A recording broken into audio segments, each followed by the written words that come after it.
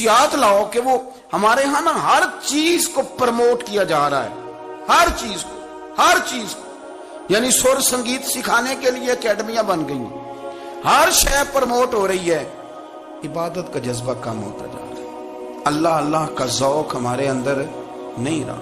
اور اتنا مشکل ہم نے اپنے لیے بنا لیا ہے کہ وہ بندہ جو بڑی زبردست مذہبی گفتگو کر رہا تھا اور تگڑی بات کر رہا تھا، کیا بات ہے، لیکن نماز کے بارے میں کمزوری دکھا جاتا ہے، نوافل کے بارے میں وہ چپکے سے نکل جاتا ہے۔ امام احمد بن حنبل رحمۃ اللہ تعالی علیہ، مسند امام احمد بن حنبل 14 جلدوں میں ہے مارکیٹ میں، اور مجھے تو خیر پسند ہی پڑی ہے، میں نے تو کئی دفعہ پڑھی ہے، اور کیا بات ہے امام احمد بن حنبل کی، کیسے تگڑے قسم کے محدث تھے اور اللہ نے کتنا انہیں اعزاز عطا فرمایا ہوا تھا۔ یہ کوڑے بھی کھاتے تھے دین کی خاطر، سارا کرتا لہو سے بھر بھی جایا کرتا، بڑا اعزاز والا شخص تھے، بڑے اعزاز والے، حدیثیں جمع کرنا، حدیثیں لکھنا، حدیث پڑھانا، سارا دن رہتے تھے، کہہ سکتے تھے کہ میں کر تو رہا ہوں کام، اور حدیث بھی موجود ہے کہ عالم عابد سے افضل ہوتا ہے، پر اس کے باوجود امام احمد بن حنبل رحمۃ اللہ علیہ 300 نفل فرض نمازوں کے علاوہ پڑھا کرتے تھے، 300 نوافل روز پڑھا کرتے تھے۔ ان کے بیٹے نے کہا ابا جی مکان خریدنا ہے تو وہ جگہ کہاں کر کے لوں، بہت ساری آبادیاں، تو فرمایا پتر وہاں لینا جہاں مسجد قریب ہو۔ میرے رسول کریم سید عالم صلی اللہ علیہ وسلم اتنا پسند کرتے مسجد کو، اتنا پسند کرتے نماز کو، کہ رسول کریم صلی اللہ علیہ وسلم تہجد کی نماز بھی پڑھتے، پھر حضور فجر کی نماز بھی پڑھتے، نبی پاک وتر کو الگ کر کے پڑھتے، عشاء کے ساتھ نہیں پڑھتے۔ یہ تو ہم اس لیے اجازت دی ہمارے بزرگوں نے کہ بعد میں اٹھے گا کون علیحدہ وتر پڑھنے کے لیے، عشاء کے ساتھ پڑھ لیں، وتر پڑھتے، تہجد پڑھتے، فجر پڑھتے، اشراق پڑھتے، چاشت پڑھتے، پھر مغرب کی نماز کے بعد 6 رکعت اوابین پڑھتے، پھر رات کو صلاۃ اللیل پڑھتے۔ سیدہ عائشہ صدیقہ کہتی ہیں زمانہ سو جاتا اور میرے رسول مصلی بچھا کے کھڑے ہو جاتے، او یار کھیتی باڑی کر کے نہیں، محنت مزدوری کر کے نہیں، جناب عائشہ کہتی ہیں میں یہ بھی دیکھتی کہ حضور ایک آیت شروع کرتے تو ساری رات اسی کو پڑھتے، اور میری نظر جاتی تو قدم مبارک پہ ورم آ جاتے۔ یار نماز پڑھ کے اتنی مشقت کر کے، اتنی جد و جہد کر کے ورم آ گیا، یا رسول اللہ اتنی محنت کیوں کرتے ہو؟ فرمایا افلا اکون عبدا شکورا، کیا میں اپنے رب کا شکر گزار بندہ نہ بنوں؟ صحابہ کا ذوق عبادتوں کا، ریاضتوں کا، تلاوتوں کا، طبیعت ہے ان کی، وہ ایک دوسرے کو، حضرت مولا علی شیر خدا کرم اللہ تعالی وجہہ الکریم کے زمانے میں روم کے بادشاہ نے کہا یار یہ مسلمانوں کا پتہ تو کرو، یہ آخر کیوں اتنے زیادہ مجاہد ہیں؟ اس زمانے میں جاسوس بھیجنے کا مزاج تھا، اب تو جاسوس پکڑا جاتا ہے، اب تو جاسوس ہے، اور جاسوسی کا شوق ویسے آج بھی ہے۔ عرض کروں تھوڑی سی بات اس عنوان سے، پتہ کیا ہمارا مسئلہ ہے؟ ہم جہاں جاتے ہیں نا وہاں تھوڑی خوشبو سونگنے کی کوشش کرتے ہیں، وہ کیا ہے تو یہ کیا ہے تو ادھر کیا ہے تو تھوڑا سا ادھر کیا ہے۔ میرے رسول پاک پڑھیے درود شریف، سارے پڑھیے ذرا زور سے، صلی اللہ تعالی۔ نبی پاک علیہ السلام نے فرمایا جاسوسی نہ کرنا ورنہ تم بندوں کو خراب کر دو، اور فرمایا اس طرح نہ ہو کہ تم کسی کے اب کھول نہ نکلو تو تمہارے پہلے کھول جائیں۔ یہ جو ذوق ہے نا یہ ختم کریں، چھوڑیں، مطلب آپ کس چکر میں پڑے ہوئے ہیں، اتنی زیادہ توجہ کرنے کی کیا ضرورت ہے؟ اپنے کام سے کام رکھیں، اس میں بندہ تھوڑا سا نا آسان رہتا ہے۔ یہ جو بہت زیادہ ٹٹولنے والے لوگ ہوتے ہیں نا وہ بےچارے پھر عمر ٹٹولتے ہی گزار دیتے ہیں، اس لیے کہ مزاج ہی بہت پکا ہے، بوری کا منہ کھول کے اندر تک ہاتھ ڈالنا، تو پھر کئی دفعہ سامنے سے بچھو بھی لڑ جاتا، خرابی ہوتی۔ تو جاسوسی کی جاتی تھی، اس نے بھی جاسوس بھیجے، کیونکہ قبیلوں کے لوگ تھے، کچھ مسلم کچھ کافر، پہچانے نہیں جاتے تھے لوگ، تو کچھ لوگ اس نے بھیجے، انہوں نے آ کے نا تحقیق کی، ریسرچ کری کہ آخر ماجرا کیا ہے، تو واپس جا کے انہوں نے رپورٹ دی نا روم کے بادشاہ کو۔ اس رپورٹ کا ایک جملہ بڑا شاندار ہے، وہ کہنے لگا بادشاہ ہمیں مسلمانوں کی کوئی سمجھ نہیں آئی، ہمیں کوئی سمجھ نہیں آئی۔ انہوں نے کہا کیوں نہیں سمجھ آئی؟ کہنے لگے یار عجیب بندے ہیں، جب رات مصلی پہ بیٹھتے ہیں تو یوں لگتا ہے ان کا دنیا سے رشتہ ہی کوئی نہیں، کوئی کسی کو نہیں جانتا، کوئی اپنے دکھ سنا کے رو رہا ہے، کوئی اپنی بات کر کے رو رہا ہے، لگتا ہے کہ ان کا کوئی رشتہ ہے ہی نہیں جب مصلے پہ بیٹھتے ہیں. اور فرمایا جب سویرے یہ جہاد کرنے نکلتے ہیں تو لگتا ہے ان سے زیادہ دلیر ہی کوئی نہیں. حالانکہ جو مسلوں پہ رونے دھونے کے لوگ ہوتے ہیں وہ کئی دفعہ جہاد میں کام نہیں کرتے، لیکن عجیب لوگ ہیں کہ رات کے راہب ہیں، دن کے مجاہد ہیں، کوئی سمجھ نہیں آتی. میرے عزیز، ان لوگوں نے مصلی آباد کر کے رکھا، تلاوتیں ان کا ذوق رہی، منظر روز پڑھنا، اسباق پڑھنا، وظائف پڑھنا، یہ ان کا ذوق رہا. اعلیٰ حضرت بریلوی رحمت اللہ نے 1000 کتاب لکھی ہے، لیکن الوظیفۃ الکریمہ کے نام سے جو وہ صبح و شام وظائف پڑھتے تھے وہ الگ انہوں نے ان کو بیان کیا. پابندی کے ساتھ اپنی اللہ اللہ کرتے. شیخ شہاب الدین سہروردی رحمت اللہ علیہ، اس پر ایک بندے نے اعتراض کیا. اس نے کہا جی آپ کس قسم کے صوفی ہیں، مرید بیٹھے ہیں اور آپ وہاں نفل پڑھ رہے ہیں. یہ بھی بڑا مسئلہ ہوتا ہے نا، جو بندہ ملنے آتا ہے وہ اپنے ٹائم کے حساب سے آتا ہے، اور پھر اس کا یہ بھی خیال ہوتا ہے کہ پیر صاحب جو ہیں وہ چونکہ درویش ہیں تو نہ انہیں روٹی کھانی چاہیے نہ سونا چاہیے، چونکہ وہ درویش ہیں، اور ہم چونکہ درویشوں کے ماننے والے ہیں لہذا ہمارا یہ طریقہ ہونا چاہیے کہ جیسے ہم کہیں درویش ویسے ہی کر جائے. حالانکہ جس کو آپ درویش کہیں گے آپ اس کی مانیں گے، آپ منوائیں گے نہیں، ہمارا مزاج ہوتا ہے. شیخ شہاب الدین پر لوگوں نے اعتراض کی، حضور لوگ ملنے آئے ہیں، زیارت کرنے آئے ہیں، یہ بندے دعا کرانے آئے ہیں، اللہ اللہ کرانے آئے اور آپ نفل پڑھ رہے ہیں. کیا جملہ ہے، کیا حسن ہے، کیا خوبصورتی ہے. فرمانے لگے رب رسول سے مانگنے کے لیے مصلی بچھایا ہے، اگر وہاں سے مانگوں گا نہیں تو تمہیں دوں گا کیا؟ پہلے مجھے کچھ لے تو لینے دو، اگر میرے پلے کچھ ہے ہوگی تو آگے دوں گا نا. تو میں مانگنے گیا تھا کہ یا اللہ دے، تیرے بندے لینے آئے دے، تو میں کچھ لوں گا تو آگے دوں گا نا. لیکن ہمارا یہ سٹیٹس، یہ مزاج، یہ شعور نہیں ہے. گپیں، کہانیاں، داستانیں، گفتگو، خطابت، واز، کیا بات.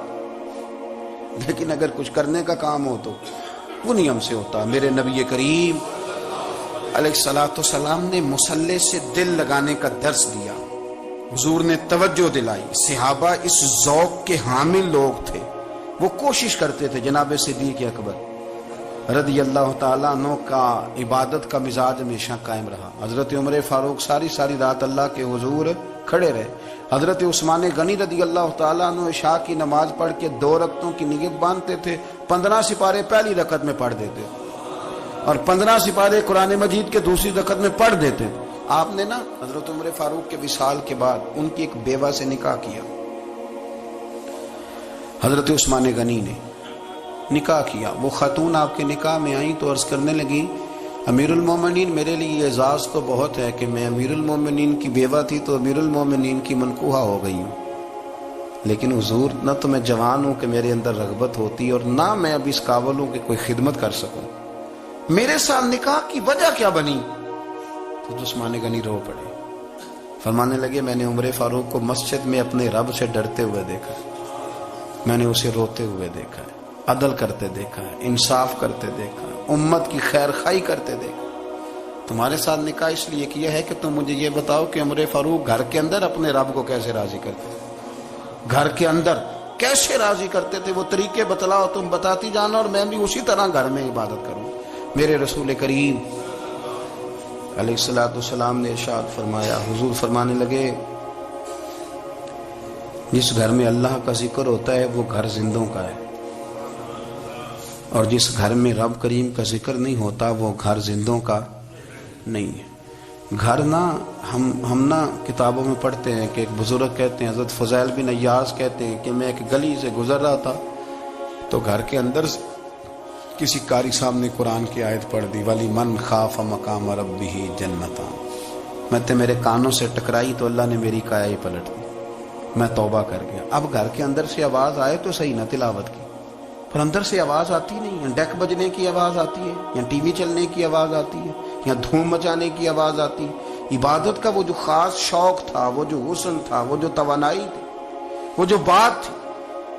ایک جگہ پہ ہم بیٹھے تھے تو وہاں ایک صاحب آئے اور انہوں نے آتے ہی کہا کہ مہربانی کریں ذرا مجھے مصلی دے دیں، میرے نہ کچھ نفل رہ گئے. تو میں نے وضو کر لیا تو کوئی مصلی مل جائے.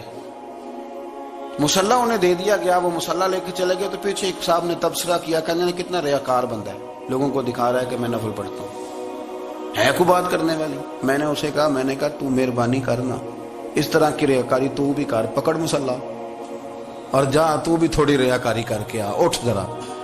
शुक्र कर कोई ये रियाकार भी मिला है, कोई नफल पढ़ के रियाकारी कर रहा है। अल्लाह का मैं कहता हूं को पढ़े तो सही ना यार, ये कोई दौर है नफल पढ़ने का, इसमें तो लोगों का मिजाज ही नहीं, तबीयत ही नहीं। मैंने कहा चल मेहरबानी कर, ये ले मुसल्ला और तू भी जा थोड़ी सी, या कर या रियाकारी करो तो सही ना, मिजाज ही नहीं, ज़ौक। जुम्मे की नमाज पढ़ के यूं दुनिया भागती है, ओहो हो पता नहीं कौन सी पीछे आग थी जो बुझाई जाएगी। और आज तक लोग मसला पूछ रहे हैं कि जुम्मे की बाद वाली सुन्नतें कितनी होती हैं। मैंने कहा कितने साल हो गए जुम्मा पढ़ते, कितने साल हो गए, अभी तक सुन्नतों का नहीं पता, अभी तक ने इल्म के पहले कितनी रखते हैं और बाद में कितनी रखते हैं। फजर की सुन्नतें कब पढ़नी चाहिए, सुनो फजर की सुन्नतों के बारे में।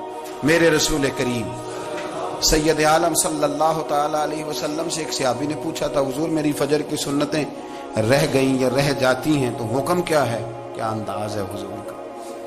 बुखारी मुस्लिम के लफ्ज सुनो, हुजूर सैयद आलम सल्लल्लाहु अलैहि वसल्लम फरमाने लगे, उसने क्या पूछा था, हुजूर जवाब क्या देते, फरमाया फजर की सुन्नतें कभी ना छोड़ना, फजर की पहली 2 सुन्नतें कभी ना छोड़ना। या रसूल अल्लाह सल्लल्लाहु ताला अलैहि वसल्लम मेरी रह गई हैं, रह जाती हैं, फरमाया फजर की 2 सुन्नतें न छोड़ना, फरमाया फजर की पहली 2 सुन्नतें मुझे दुनिया और दुनिया के अंदर जो कुछ है वो सबसे ज्यादा प्यारी है। फजर की 2 सुन्नतें दुनिया और दुनिया में जो कुछ है मुझे वो सबसे ज्यादा प्यारी है, इसलिए फजर की सुन्नतें न छोड़ना। अपना ज़ौक, अपनी तबीयत, हमने ना ज़ौक गलत बना लिया। अगर 20 बंदे कह भी देंगे तूने बड़ी शानदार तिलावत किया तो क्या उससे बनेगा, 100 बंदा कह भी दे तेरी क्या बात है, क्या बात है नाथ खां की, क्या बात है अल्लामा साहब की, पीर साहब की, पीर मेहर अली शाह साहब रहमतुल्लाह अलैह। आप तशरीफ फरमा थे तो आपके एक ही बेटे बाबूजी जिनको कहा जाता है, जिस दिन साहबजादे पैदा हुए तो खादम ना वहां से निकला। इन लोगों के शौक और तरह के थे ना, तो इनकी तवज्जो भी अपने शौक की तरफ रहती। तो खादम निकला अंदर से, पीर साहब मुबारक हो, पीर साहब मुबारक हो, पीर साहब मुबारक हो, पीर साहब मुबारक, वो शोर कर रहा है। तो पीर साहब को वजद हो गया, अल्लाह अकबर अल्लाह अकबर अल्लाह। वो क्या हुआ, किस बात की मुबारक दे रहे हो, इसकी हुजूर अल्लाह ने बेटा दिया। तो आप फरमाने लगे, अच्छा हुजूर आप क्या हुआ, आप तो परेशान हो गए। फरमाने लगे, जब तूने 3 दफा कहा ना मेरे अली को मुबारक हो, तो मैं समझा था शायद तुझे किसी ने बता दिया है कि मेरे अली से अल्लाह राजी हो गया। मैं समझा था कि शायद तू ये खबर लेके आया है कि किसी ने बताया है कि मुझे आज खबर मिली है कि मेरे अली से रब अच्छा पुत्र हुआ है, अल्हम्दुलिल्लाह अल्लाह का शुक्र है। पर मेरे लिए मुबारक का दिन वो होगा जब मेरा रब कहेगा कि मैं मेरे अली से राजी हूँ, मेरे महबूब कहेंगे कि मैं मेरे अली से। आप बात को समझे, शौक ही किसी और तरफ था, दिल ही कहीं और लगा हुआ था, तबीयत ही कहीं और मायल थी। कोई वजीफा पूछते थे तो पढ़ते थे वो लोग, कुछ अल्लाह अल्लाह उन्हें बताई जाती थी तो करने का जौक रखते थे, तबीयत थी, कायल थे। हजरत रबी कहते हैं मैं बड़ी दूर से सफर करके गया हजरत अवैस करनी से मिलने, बड़ी दूर से, और जब मैं पहुंचा तो फजर का वक़्त था। तो हजरत वैसे करनी को मैंने पा लिया, तो वो नमाज पढ़ के ना कुरान शरीफ लेके बैठ गए। फरमाते इशराक चाश्त का वक़्त हुआ तो नफलों की नीयत बांध ली। मुहद्दिस इब्नुल जौज़ी ने लिखा है, फरमाते हैं फिर जब ज़वाल का वक़्त हुआ तो मस्जिद में झाड़ू देने लग गए। ज़ोर की नमाज पढ़ के तो असर की तैयारी तक वो मस्जिद में बैठे रहे। और मेरे नबी पाक अलैहिस्सलाम ने फरमाया जो नमाज के इंतज़ार में बैठा हो वो नमाज ही में है, वो नमाज ही में है। फरमाया मेरी दुनिया, मेरी उम्मत की जो रहबानियत है ना वो इतनी है कि नमाज का इंतजार करे, आजान के बाद नमाज का ये राहब है, ये इस वक्त छोड़ के बैठे हैं सारा कुछ। फरमाते हैं असर तक उन्होंने अल्लाह अल्लाह की, फिर मगरिब तक की, इशा की नमाज हुई तो नमाज पढ़ी तो वो थक गए। अब मुझे वो फारिग हो, मुसल्ला छोड़े तो मैं मुलाकात करूं ना। ये आप हैरान ना हो कि इतनी देर बंदा कैसे अल्लाह अल्लाह कर, हमने की नहीं ना इसलिए हम परेशान हैं। जो आदी होते हैं वो कर भी लेते हैं, वो ये काम। मेरी बात की समझ आ रही है? जब जाते हो किसी दफ्तर में तो 8 घंटे खड़े रह लेते हो ना, मजबूरी होती है तो खड़े रहा जा सकता है। पासपोर्ट के दफ्तर बोलिए, इमिग्रेशन की लाइनों में, और मैंने तो एम्बेसियों में बंदे 12-12 घंटे पहले जाके खड़े देखे, रह लेते हैं खड़े। तो अगर इन कामों के लिए रहा जाता है तो अल्लाह रसूल के लिए भी खड़े रहा जा सकता है। तो फरमाने लगे کہ جب عشاء کی نماز کے بعد آخر انسان تھے، تھک گئے، نیند کا غلبہ ہوا تو تھوڑی ایسے آنکھ بند ہوئی تو کھلی تو رونے لگے. حضرت ویسے کر دیا، رو کے کہنے لگے مالک مجھے غافل تو نہ کر، ابھی میں نے کیا بھی کچھ نہیں، دن ختم ہو گیا، کوئی نفل نہیں، کوئی اللہ اللہ نہیں، اللہ مجھے غافل نہ کر، میری مدد فرما. فرماتے ہیں جب وہ روئے تو میرے ساتھ جو شخص تھا میں نے کہا اٹھو چلیں. کہنے لگا حضور ملنا نہیں. فرمایا جو میں لینے آیا تھا وہ مجھے مل گیا، جو میں ان سے سیکھنے آیا تھا وہ مجھے نصیب ہو گیا، اب اور میں نے کیا لینا، ختم ہو گئی بات، اٹھو چلیں. اللہ کے بندوں نے حضرت ربیہ بن کعب اسلمی رضی اللہ تعالیٰ عنہ فرماتے ہیں، کہتے ہیں جب بنو قریظہ اور بنو نذیر یہودیوں کے ساتھ حضور علیہ السلام نے جنگ کا اعلان فرمایا تو وہ دشمن ہو گئے. ہمیں خطرہ تھا کہ وہ رات کو کہیں محبوب کو تکلیف نہ دیں، تو کچھ لوگ نا تلواریں لے کے نبی پاک کے دروازے پہ پہرے داری کرتے تھے. گن مین رکھنا حرام نہیں، اگر کسی کو واقعی خطرہ ہو تو اس کے لیے سنت بھی ہے. حضرت علی المرتضیٰ تلوار لے کے حضور کے گھر کا پہرا دیتے تھے. حضرت ربیہ بن کعب اسلمی رضی اللہ تعالیٰ عنہ فرماتے ہیں کہ رات میری ڈیوٹی تھی کہ میں حضور کے گھر کا پہرا دوں گا، تو فرماتے ہیں میں باہر سن رہا تھا، ساری رات ہی میرے نبی پاک نے اللہ کی تسبیح پڑھی، ساری رات، کبھی تسبیح، کبھی تحلیل، کبھی تحمید، کبھی تکبیر، ساری رات. فرماتے ہیں ساری رات حضور پڑھتے رہے اور ساری رات ہی میں سنتا رہا. مجھے اونگ آ گئی، میری آنکھ لگ گئی، حضور ابھی پڑھ رہے تھے، میں تھک کے سو گیا. اور فرماتے ہیں جب میری آنکھ دوبارہ سے کھلی تو میرے کانوں میں پھر کوئی چیز گونجی تو میں نے کان لگایا تو میرے حبیب ابھی بھی اللہ کو یاد کر رہے. ساری رات حضور رب کی عبادت کرتے. اسی لیے تو کہا یا ایھا المزمل قم اللیل الا قلیلا، حبیب ساری رات تو نہ جاگا، تھوڑا آرام بھی کر لیے گا.